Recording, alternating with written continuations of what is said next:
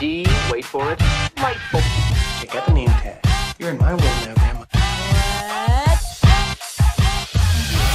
What's up, nerds? So there's two things I want to say before I get started on this review, and that is the first one is the reason that this review is so late is because my computer took a crap and I had to get it repaired.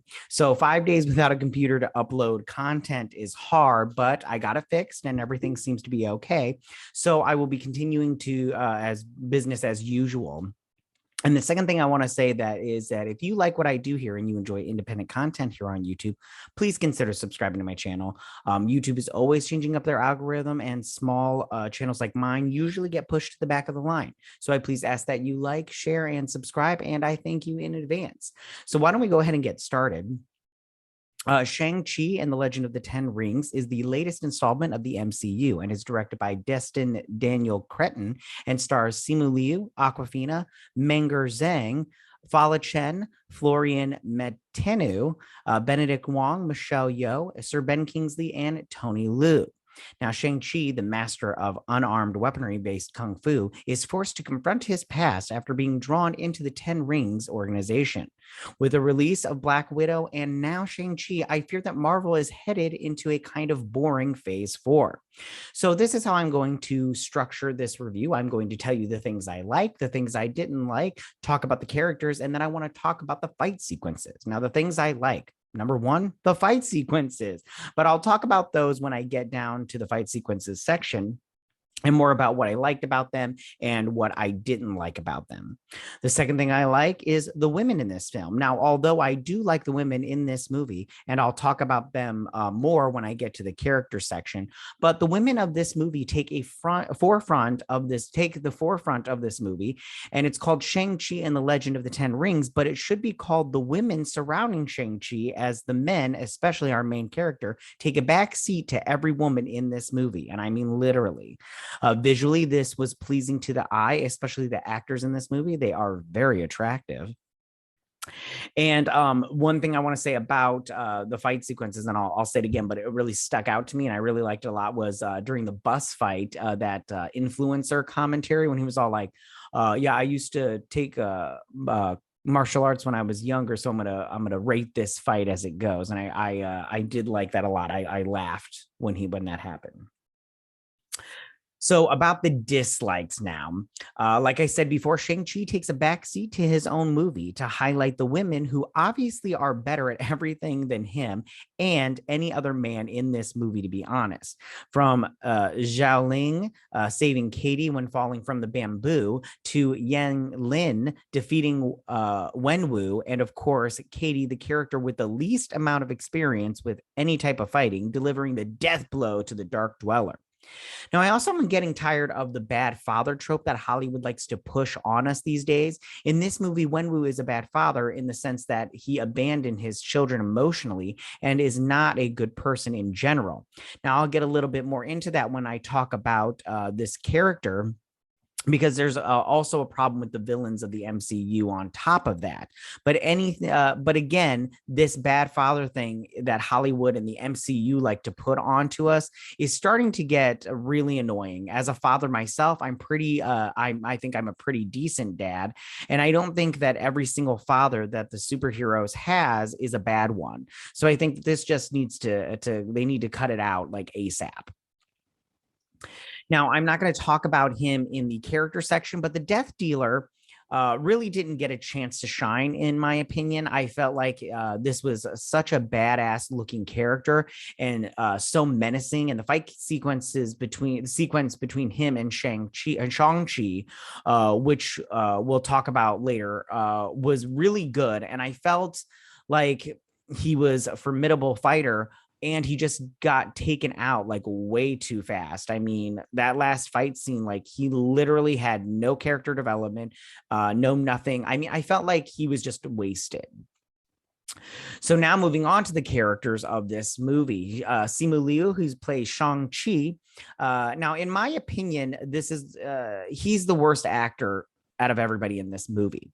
Now, I'm not sure if it's because he needs more practice and more experience in acting, but when it came to the more emotional parts of this movie, I didn't feel any of it. And I have to be honest, as a character overall, Shang-Chi was the least interesting character in this entire movie, and he's the main character. It's how I felt about T'Challa in Black Panther. Now, everyone in that movie, every single character in my mind was way more interesting than T'Challa. And in this movie, Shang-Chi, even though I did like him as far as everyone else was concerned, I was more interested in learning about their character, and, to see where they went, to know, knowing their experiences, all that stuff. And that includes even the secondary characters. And he just wasn't a standout in his own movie, in my opinion. Like, he just was so boring. And again, his acting, especially during the emotional parts, I didn't feel any emotion. I was like, okay, all right, he just delivered the line, and that good. Aquafina as Katie. Even though I do like Aquafina, I did like her in this movie. As far as the character goes, I felt like Katie did her job, but we don't need to see her anymore. And it's interesting that she's going to go on to be in other movies. For instance, in the end credit sequence, she's picked up by Wong, her and Shang-Chi. And I don't understand the whole situation at all. So she can fire a bow and arrow. So what? I don't remember, because I've only seen it once, but I don't remember them ever talking about her being able to use it in the past. Like, maybe she had some archery skills. I don't remember, and everything. And all of a sudden, magically, deliciously, she's able to shoot a bow and arrow within a matter of a day. And then she's going to be taking this journey with Shang-Chi. And I'm all like, I don't understand. I also didn't get any love interest. As far as I'm concerned, Shang-Chi might be gay. I mean, like, Aquafina is hot, and I got friend zone written all over those two, or I felt friend zone written all over those two. I didn't get any sexual tension. I didn't get any love interest, none of that. And so we'll see where that goes forward. Meng'er Zhang as Zhao Ling, she was my favorite character. Now, she for the entire movie, but she was the character I feel that we got to know the most. We learned that at the young age, she also lost her mother. But her father, instead of training her, she had to go and learn how to do things herself. And of course, true to Hollywood fashion these days, she did it better than her male counterpart brother, Shang-Chi. She then, after 6 years of waiting for her brother to return after his kill, decided that she was going to leave and start up her own fight club and her own organization, because her father wouldn't allow her, a woman, into his. We then learn at the end of the movie, in the end credit scene, that she's picked up where her father left off, and she's decided to create a better organization of the 10 Rings, because she allows women and any kind of person into the 10 Rings organization. The problem is they don't have the 10 Rings, so I wonder if she will be able to will be as powerful as her father, as being a warlord. Fala Chen as Yang Li. We really didn't get to see this character a whole bunch, but I really was fascinated by her. I didn't like this. I personally didn't like this Avatar: The Last Airbender kind of thing going on, only because I felt like that we had already seen it before in plenty of other movies. But I can see why Wenwu was intoxicated by her, because she's very pretty. Flora Menten as Razor Fist. I mean, Florian Mutinu. I don't know if that's how you say his name, as Razor Fist. Florian is hot. That's it. Anyways, Benedict Wong as Wong. Wong had a really smart part in this movie, but I think that he did a good job as always, and I can't wait to see him in Spider-Man No Way Home, even though the role will also be very, very small there. And I can't wait to see him in Doctor Strange 2. If he is in there, I'm assuming he's in there. Why wouldn't he be?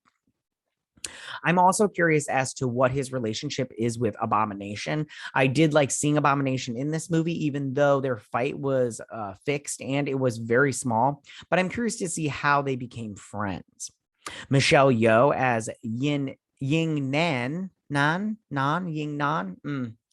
Now I love Michelle Yeoh. I mean, she is fantastic. I'll watch anything she's in. I was a little bit much, it was a little bit much to have her in there. And again, she's a woman that taught him the right way of fighting and the better way of fighting. And it was kind of obnoxious in the sense that the writing on this wasn't that great, especially when it came to things like this, the fighting. Like all of a sudden he's be able to defeat his father because he knows the right way to fight.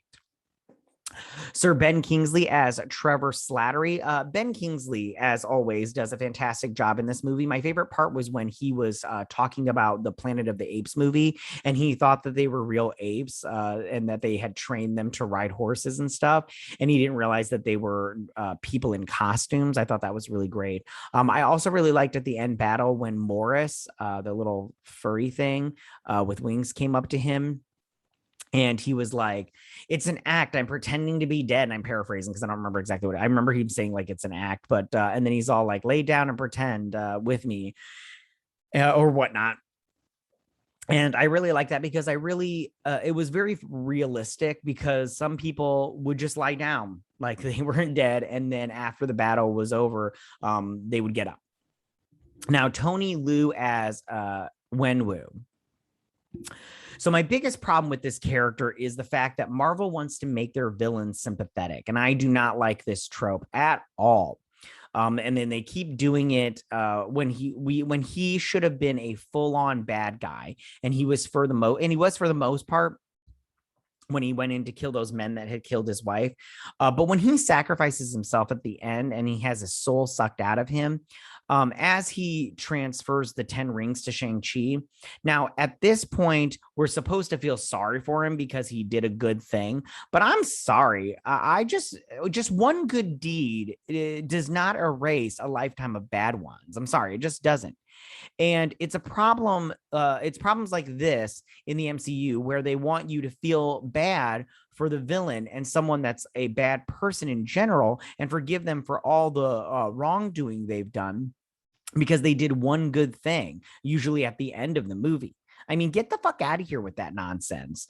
And the fact that he kept pounding away at the gate, even though all these soul suckers were coming out of it, and he was all like, oh, my wife is still in there, and he didn't get the clue that maybe he was being misled, it was just so ridiculous. Now, as far as the fight sequences go, the fight sequences were really good. The director said that he paid homage to certain movies, but I'd say he's more like copied / lifted from those movies rather than paid homage to. Now, Wenwu versus their mom, what was her name? Yang Li. I thought this was, like I said before, Avatar: The Last Airbender. It wasn't bad. It was just very Avatar: The Last Airbender. I did like this is with the fighting sequence. I did like that it was more softer and it was more of a defensive kind of thing. Like when he would throw his rings at her and she would just not take them on, but she would block them, move them, and then bring them back. Very much like a waterbender, but it was like airbending at the same time. So I did like that. And like I said, she's very pretty. So I get why he was intoxicated her. The bus sequence, I liked this one also. Like I said before, I liked the influencer that was like, I'm going to rate this. It was just very weird that Razor Fist would just start cutting into him because he's on a bus. And I'm all like, why would you do that? That's just insane to me. Like you would just start cutting at him because you could wreck the bus like you did. I also really liked it when they had stopped and Katie was all like, we make a good team to the garbage truck driver. I like that a lot. I thought it was fun. The Fight Club sequence and in the building that they were in, it was kind of interesting / weird that they went up into the skyscraper for the Fight Club. Like that would need to hold a lot of weight. I mean, granted, it would be able to do it because it's a skyscraper and that's how buildings work. When they were doing this smaller cage fights, and we got to see, now I wish they would have taken the opportunity. And this is the problem that I have with some of these movies is it's great. It's a great opportunity for Easter eggs. And they did do some, and I'll talk about those, but they could have added some C or D list level, characters from the comic books, from the Marvel comic books that we haven't seen yet, and put them in these small cage fights and everything. Now we did get a Black Widow in Helen, and she was fighting what was it, Extremis from Iron Man 3, a soldier, when he was like lighting up and everything. So that was kind of fun, but I was like, and then of course we got Abomination and Wong, but that fight was fixed. And I would just like to see more of those kind of Easter eggs, but with characters from the comic books that you're just like, is that so and so? Shang Chi versus Wenwu, I thought was pretty good. Some of the CGI, in my opinion, in that third act was very like not good. But at the same time, Wenwu and Shang Chi fighting was very good. I liked it. I liked how their colors were different. His was blue. The other one was orange or yellow. I also like Wenwu when he used the things to power lift him and everything. That was pretty cool. It reminded me of Cannonball from that X-Men movie that did really badly, but came out like 4 years too late. And then Talo versus the Soul Eater / the Dark Dweller. Now, this is the one I have a problem with the most, just because it was very convoluted. The whole time I'm all like, what's going on right now? Like, where are we? I don't know. And like I said, some of the CGI was not good. I also, like I said, Wenwu just kept beating on that gate at the end, and I'm all like, why are you still beating on this gate? There's like creatures coming out of it. Your wife's not in there, psycho. He just kept beating on it. And then the dragon, I also feel like that was a missed opportunity. I'll talk about that in my next video, but I just, it was a fine fight and everything, but the Dark Dweller, let's so like, they're always just throwing random stuff in here with this kind of stuff, but whatever. Anyways, so in conclusion, Shang-Chi and the Legend of the Ten Rings is a pretty good film. It's not my favorite MCU film, but I think that it's a good addition. I know everybody wants to talk about representation and everything, but if you cut out the representation, this still is a pretty good film. Even though I had problems with some of the stuff, it's not enough for me to hate on it. Even though I'm pretty sure some people would feel like I did hate on it. I did like this movie overall. I just, I have some problems. And it's mostly with the writing because, like I said before, that trope of the bad father, I'm just getting sick and tired of it. Like, don't tell me every dad in the MCU is bad. They're not, I'm sorry, but you need to start writing good father figures, and let the main character of their movie be the main character. Stop giving everybody else cooler stuff and better stuff to do. So yeah, that's my review for Shang-Chi. I'm pretty sure I upset some of you, but life has life. Go ahead and leave all your comments in that section down below. If you like this video, go and hit that like button. I won't mind. If you're new to my channel, please hit that subscribe button. I'd greatly appreciate it. And I will see you guys on the next movie review. You guys have a good day. Bye.